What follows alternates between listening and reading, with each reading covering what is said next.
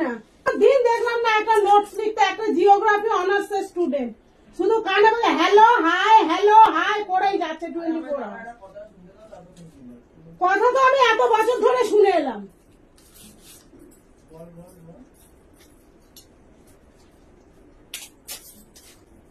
ক্ষণিকের বিষে খুব ভালো লাগে। বাবা মার এদিকে শ্রাদ্ধ হয়ে যাচ্ছে পয়সা খরচা করতে করতে।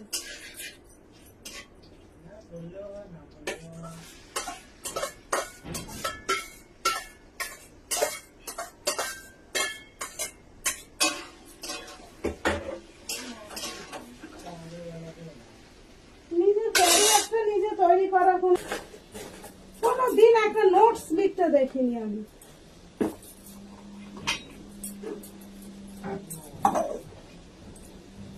ঘরে বাইরে চলে যাবি আমি বলে দিলাম, আমার সহ্য হয় না এসব দেখামো।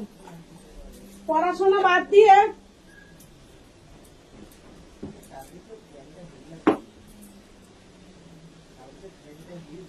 খুলে আনতে পারছিস তো।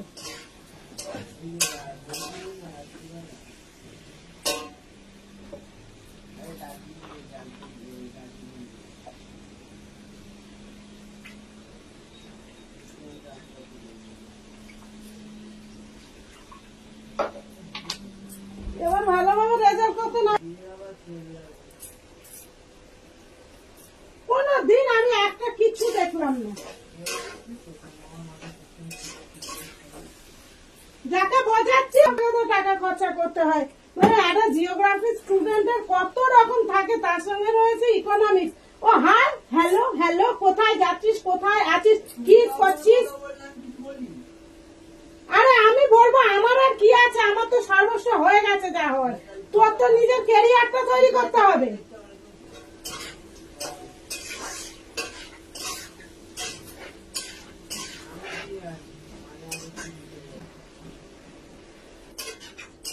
পয়সা দিয়ে মোবাইল রিচার্জ করে দিন। বাড়িতে বাবা একটা কাজ করতে বলেছে, কোনো হেলদল নেই। উড়ে এসে জুড়ে বসবো, সব খাতির এই বাড়িতে চলবে না যতদিন আমি বেঁচে থাকবো। Mind it.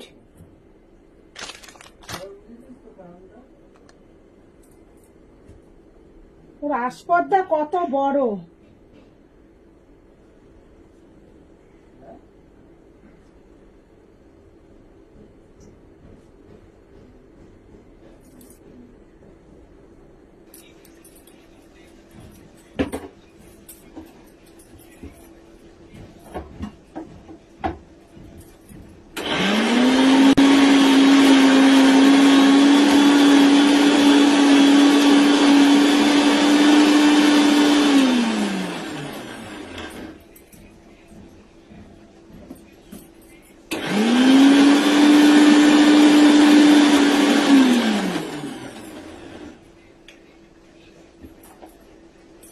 এটা হচ্ছে চিংড়ি মাছ।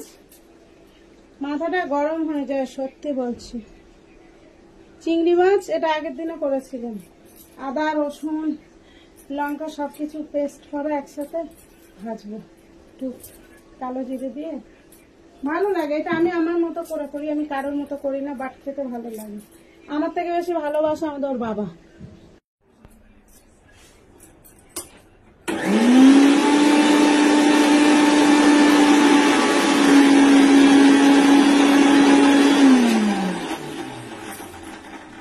সকাল দিয়ে হচ্ছে কি ওয়াশরুমটা পরিষ্কার করলাম, এক কারি জামা কাপড় ধুলাম, কাচলাম। আচ্ছা বাসন এক গাদা কাচলাম, বাসন মাজলাম। এইসব করে করে আর ভাল লাগে না। রাত্রিরে হচ্ছে গিয়ে মিষ্টি রাতে একেবারে ঘুমাতে দেয়নি। এমন বদমাইশ হয়ে গেছে, রাতভর খেলার নেশা উঠেছিল।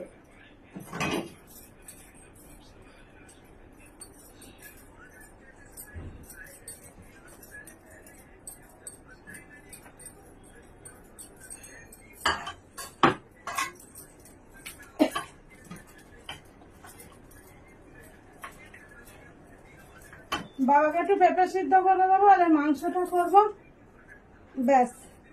আর আমার আজকে কিছু হবে না, আমার অনেক কাজ। তো ফ্রেন্ডস আজকে এই যে একদম সংক্ষেপে রান্না হয়ে গেল, কারণ এতে আলু দিলে তোমাদের দাদাভাই খাবে না, এইভাবে করলে খাবে। তো একবেলা ভালোই হয়ে যাবে, 600 তো ভালোই না। আর একটা দাদার প্রিয় খাদ্য করলাম, এই যে চিংড়ি মাছের।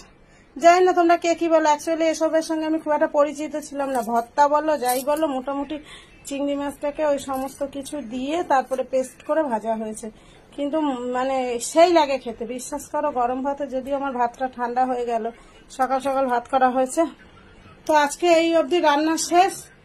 ভাবছিলাম একটু দাদাকে পেঁপে সিদ্ধ করে দেবো, জানি না যদি পরে মনে হয় করে দেবো আজকে। আসবি তো? ওর মাকেও দিলাম, ওর মার সঙ্গে ওরা খেতে ভালোবাসে। ওর মা কি করলো, উঠে গিয়ে শুয়ে পড়লো, এইটাই খাবে না।